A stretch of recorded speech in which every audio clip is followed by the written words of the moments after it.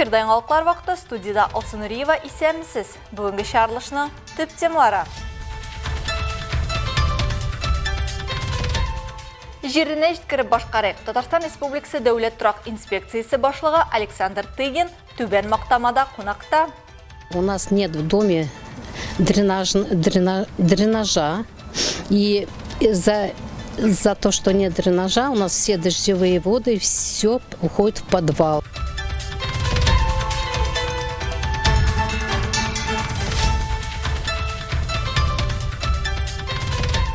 Ең зор бейремлерінің бірсі. Республикабызда Ураза бейремен белгілеп өттілер. Lakin köplerden mene bu aylar ibadet kılgan bulsa, bu ay gitti. Lakin köpler köp özünün Rabbisine ibadet kılsa, Allah subhanahu wa ta'ala mendir.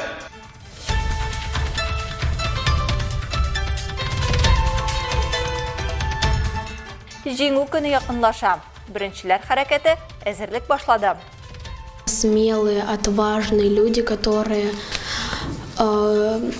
собственно, жизнью рискуют, идут на этот фронт.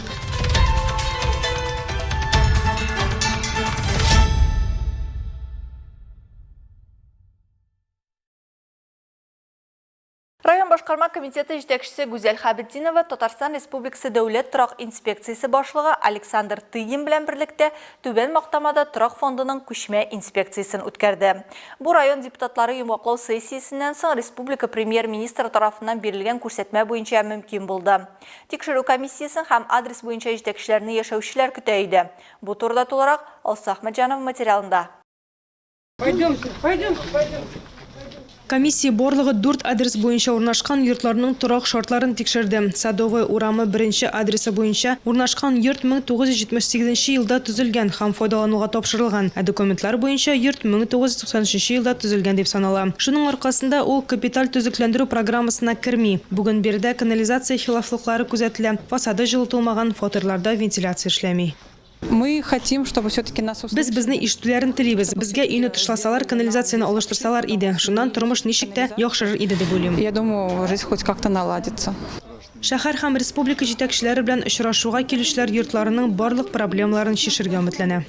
Вы же платите деньги. Платите? За управление платите.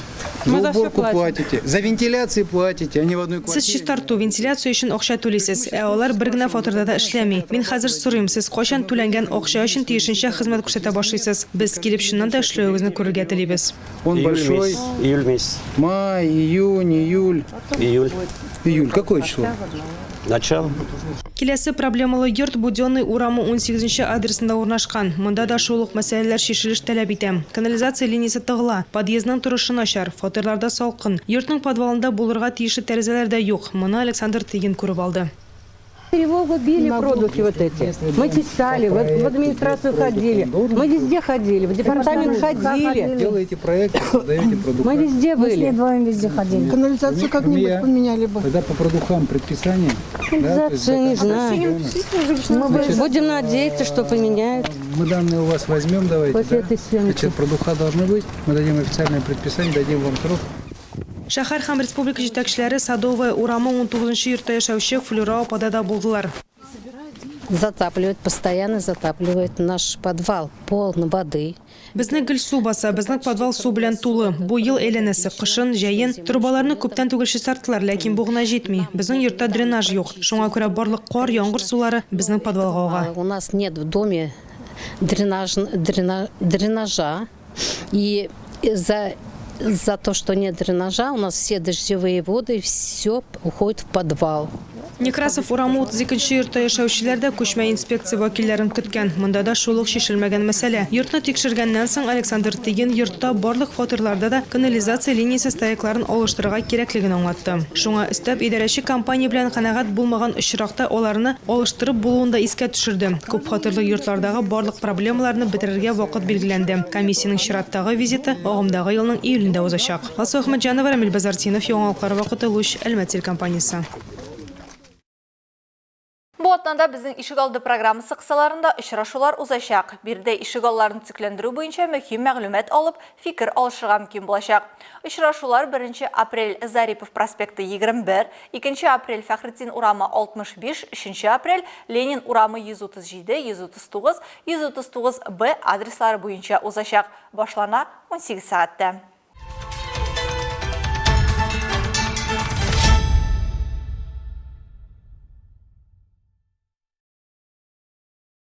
Бейік ватан соғышында жеңуінің 80 еллыған бейрәм етуге бір ойдан артық вақыт қалып бара. Мәғариф учреждениелерінде һәм яшүсмерлер клубларында көп шаралар нәқ менә шушы истәлекле датаға бағышланған.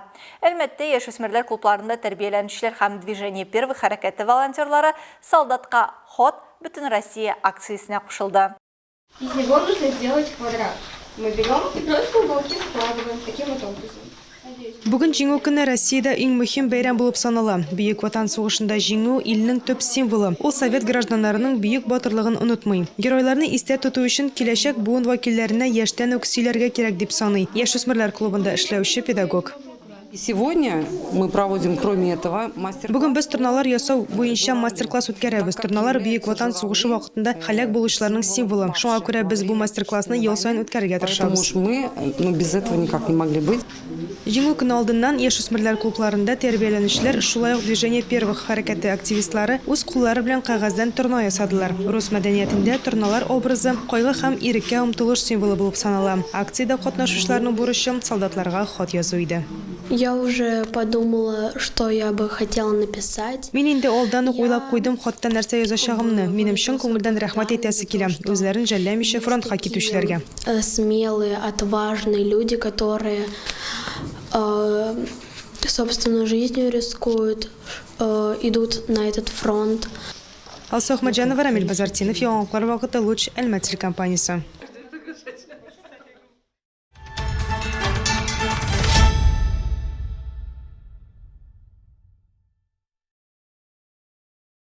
Біз бейік жеңуге кетірген 1945 еліні еске алуны давам етеміз. 45 елінің 31 мартты 1365 соғыш күні. Бірінші Украина фронты ғаскерлері юғары Силезия хыжум операциясын түгәллейлер. Совет ғаскерлері хыжумын нәтижесінде дұшман ғаскерлерінің Польшадағы Оппелин шәһәрінен күнбатыштарақ зур группировкасы қамалып алына һәм юк итле. Польша территориясын азат итү тулысынча түгәлләнә. Икенче Украина фронты ғаскерлері Словакиядәге Нитро шәһәрен алалар. Вак елгасын кишәләр. Бу көнне 3-нче Украина фронты ғаскерлері Вашвар, Кёрмонт, Сен-Готтард шәһәрләрен ала. Балатон күленнән көньяктарак Болгар армиясының ғаскерлері сугышып Шурго шәһәрен алалар. Бу көнне һөҗүм сугышлары барышында фронт ғаскерлері Венгрия территориясендәге 100дән артык башка торак пунктны ала. Бір үк вақытта Винер Нойштадт шәһәреннән көньяк көнчыгыштарак Австрия территориясендә фронт ғаскерләре 70дән артык торак пунктны ала. Барлык фронтларда 50 немец танкысы бәреп төшерелә һәм юк ителә. Һава сугышларында һәм зенит артиллериясе уты белән дошманның 25 самолеты бәреп төшерелә. Җиңүгә 39 көн калып бара.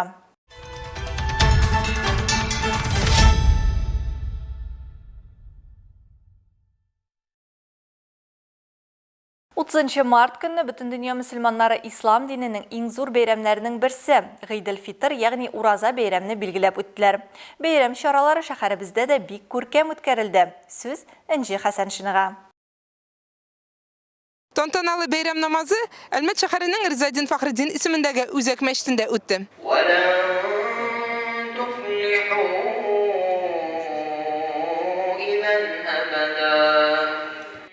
Гайд көне Үзәк мәчеттә Коръән уку белән башланып китте. Әлмәт районының имам мөхтәсибе Исмәгыйль хәзрәт Сөнгатуллин мөселманнарны бәйрәм белән тәбрикләде.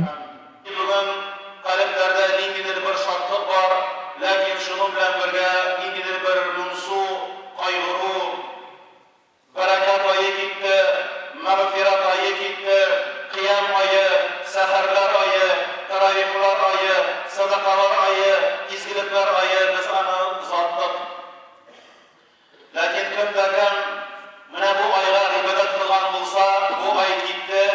Lakin kimdakim o'zining Robbisini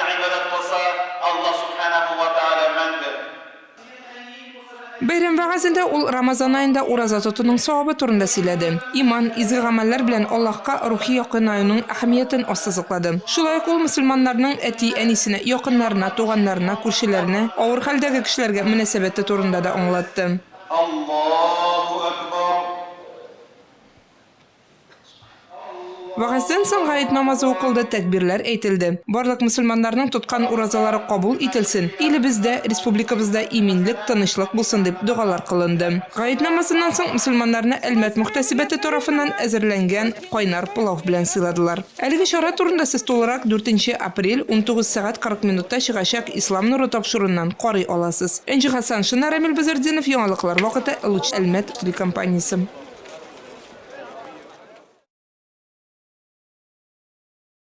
Ознакай районы һәм шәһәре мәчетләрендә дә гаит намазлары укылды. Вәгазьләр тыңланды, тәкбирләр әйтелде.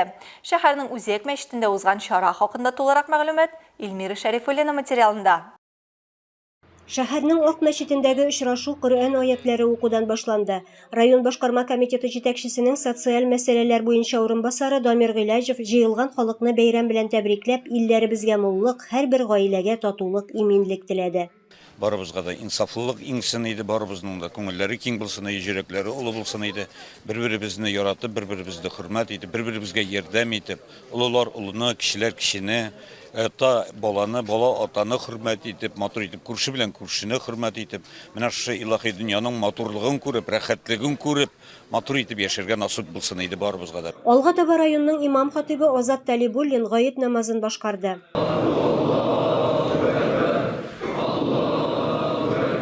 Рамазан айында мөселманнар ураза тотып, тәрәвих намазлары укыдылар, дугалар кылып, ятимнәргә, авыр тормышта яшәүчеләргә, балаларга садакалар таратып, изге гамәлләр кылдылар. Мубарак булсын Рамазан шәриф айыбызның тамамлануына багышланган бәйрәмебез. Айдул Фитр. Аллаһ Тәгалә шушы Рамазан айындагы кылган гамәлләребезне кабул эйләсен, уразаларыбызны кабул эйләсен. Аллаһ Тәгалә менә киләчәктә дә шул иманыбыздан аермасын инде, уразалар тотып, киләчәк уразаларын шулай сагынып көтеп алып. Халык бик күп. Әйтергә кирәк, менә мин шатланам, бала чагаларның булуы да әйбәт. Менә шулай бергә матур булып әйтеп яшәргә язсын, исәнлек, саулык булсын. Барыгызны да бәйрәм белән. 90-нчы елларда Ак мәчетне башлап җибәрүдә катнашкан, мәдрәсәдә беренче дәресләрне укыткан зур хөрмәткә лаек аксакал Имам Гали Сиддиков та бәйрәмдә катнашып, теләкләрен җиткерде. Озакайда яшәеп шушы мәчеттә Аллаһның рәхмәте хезмәт иттем, Аллаһка шөкер шушы мәчетне, мәдрәсәне. Bütün бәндәләргә Аллаһтан сөекле бәндәләрне һәммәләребезгә кемнәр булуга карамастан Аллаһ Тәгаләнең мөмин мөселман рәхмәт нурлары белән нурланып, Аллаһ Тәгаләнең һәр ике дөнья рәхмәтендә куанып кайтырга язсын. Бәйрәмдә катнашучылар Аллаһ Тәгаләдән ил көннәребезгә тынычлык, иминлек сорыйлар. Бүген Ознакай районында ислам диненә тартылучылар бихисап диләр мәчет әһелләре. Аның өстенә мәдрәсәләрдә дә укулар бара, төрле проектлар да яклана. Бер көн эчендә намаз проект тыксаларында мәчетләр дә халык белән тулып торган. Башлаган Гөлшат ханым алдыннан бер проект ураза вакытында моны без дәвам иттек инде. Минем инде намаз за дин дигән проект булды. Анда да шул кадәр уңышлы бара. Яңадан яңа кешеләр киләләр менә. Шул кадәр күп кеше килде. 40-тан да артты, утыртырга урыннар булмады, искитмәле булды. Изге ураза айында чиста күңелдән укыган дугалар, теләкләр кабул булсын. Илмира Шәрифуллина, Рөстәм Акбаров, яңалыклар вакыты, Луч Әлмәт телекомпаниясе. Изге Рамазан айының соңгы көннәрендә Ахават Әлмәт мөслимәләре җәмгыяте тарафыннан тантаналы ифтар үткәрү күркәм гадәткә әверелде. Рамазан ае тәмамлану алдыннан бу очрашу быел да мөмкин булды. Быел Рамазан айын озатып, Әлмәт мөслимәләре берлеге Ахават 120 кешелек зур тантаналы ифтар мәҗлесе үткәрде. 5-нче ел рәттән Ахават Әлмәт мөслимәләре җәмгыяте Рамазан айының соңгы көнендә тантаналы ифтар үткәрде. Әлеге җәмгыятькә бертуган Илвина Шәйдуллина һәм Алина Саримова нигез салган. Һәм алар чараны ачып җибәрделәр. Быелгы ифтар мәҗлесендә чыгыш ясаучылар ислам динендә бала тәрбияләү, гаилә мәсьәләләренә, Рамазан ае һәм уразаның фазиләтләренә, өстенлекләренә тукталдылар. Ифтардан җыелган 200 мең сум акча Әлмәт шәһәренең тәскирә мәчете төзелешенә тапшырылды. Шушы идеяны тормышка ашырган кызларга Аллаһның рәхмәте яусын, мәчет төзелешенә җибәргәннәр өчен акчаларны. Шуннан да бу мәчет безнең мәчетебез тәскирә мәчете халык белән төзелә торган мәчет булды инде. Халык төзи торган мәчет булды. Бергәләшеп төзибез, әлхәмдүлилләh. Мәҗлестә катнашучылар үзләренең тәэсирләре белән дә уртаклаштылар. İslam dini белән яңа гына танышып килүче мөэмин мөселман кардәшләр, хатын-кызлар өчен безнең динебезнең нурын, ямен, нинди матур, чиста икәнен күрсәтергә бу бик зур мөмкинчелек, әлхәмдүлилләh. Менә бүген дә карагыз, ханымнар бөтенесе ак киенгән, актан киенгән, йөзләренә нур балкып тора, әлхәмдүлилләh. Шушы ислам динендә булу, намаз укып, иманлы булып яшәү бу безнең өчен инде бик зур бәхет. Ифтарда катнашучылар мул табыннар артында сыйланып, спонсорлар тарафыннан әзерләнгән күп санлы бүләкләргә ия булдылар. Энҗи Хасаншина, Олег Павлов, яңалыклар вакыты, Луч Әлмәт телекомпаниясе.